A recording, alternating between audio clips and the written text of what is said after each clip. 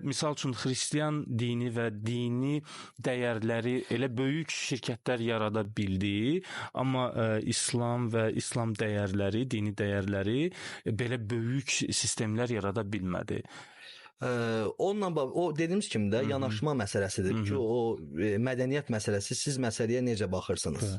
O yanaşma, o istehsalata da yarada... Biz daha çox ruhani yanaşmışıq, belə çıxır. Yəni amma son görünən vəziyyət odur. Əgər biz istehsal eləmiriksə, orada varsa, deməli burada bir belə yanaşmışıq. Amma bu demək deyil ki, həmişə belə olub. Bununla bağlı məsələn Osmanlı dövründə ahlik məktəbi var idi. Bu günləri Apple bir səhv eləyəndə biz orada nə görürük? Görürük onun hissə sənədləri düşdü.